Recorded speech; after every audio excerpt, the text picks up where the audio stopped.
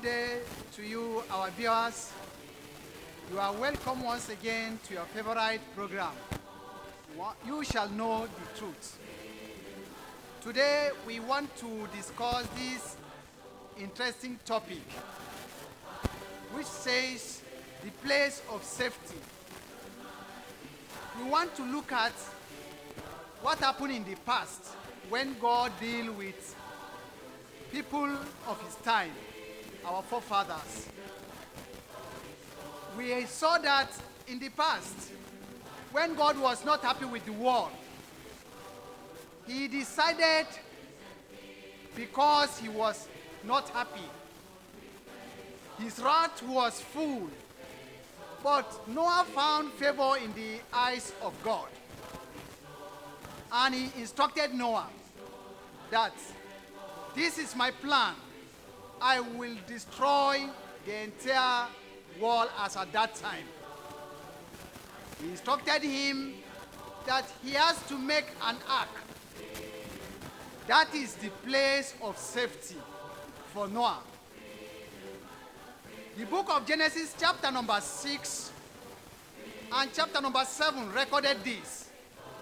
Precisely when you go to chapter number 6, verses 18 to 19, and 7, verses 13 and 15, you will see how when God's wrath descended upon the world as at that time, the entire world was flooded.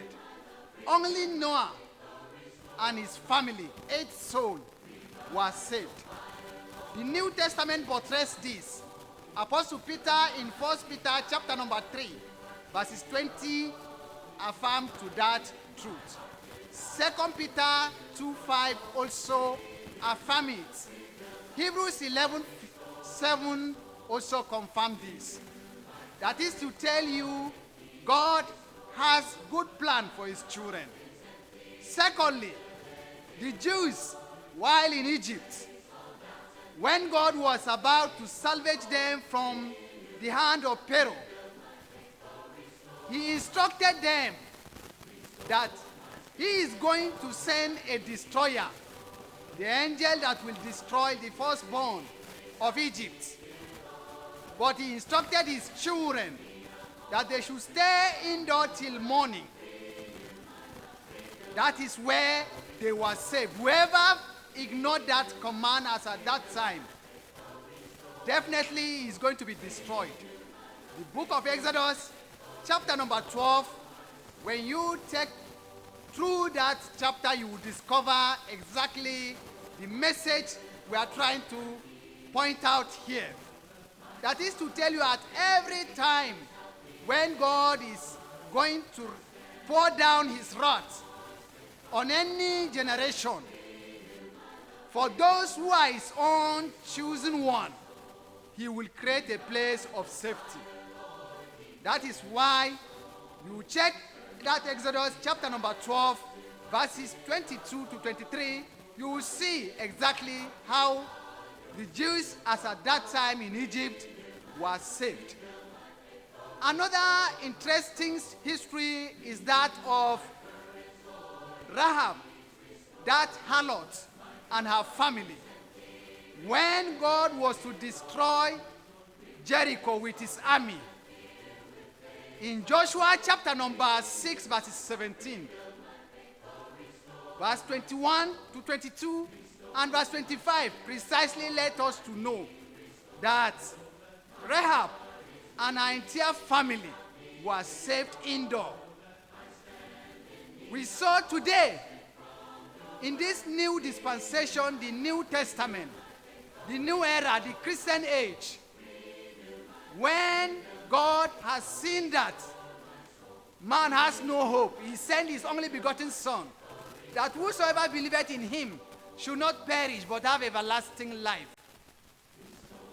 In that, when Christ came, he decided to make another place of safety, which is today the church. It is only in the church that Christ heard, that Christ promised and built, that started on the day of Pentecost, that one will be saved. That is why when we go through the book of Matthew, chapter number 16, verses 18, we saw that exactly Jesus promised, and that church came to manifestation on the day of Pentecost. When we go through the book of Acts, chapter number 2, Christ is the head of his church. And the manifold wisdom of God is made known in the church. That is why in the book of Ephesians, chapter number 3, verses 10 to 11, confirm this.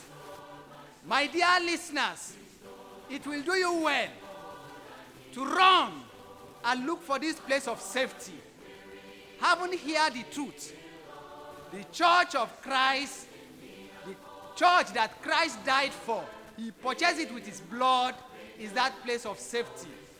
God will bless you as you will heed to his invitation, because the Bible in Matthew 11:28 says, "Come, ye that is heavy and heavy laden, that I will give you rest." That is the rest you will find. It is only when you are a member of the church that Christ had. Colossians 1:18 confirm this. 26th verse of that same Colossians chapter number 1 also attested to the fact. 2 Timothy chapter 1 verses 9 confirm it also, that Christ is all that we need, and Christ is found being the head of his church. Thank you, and God bless you.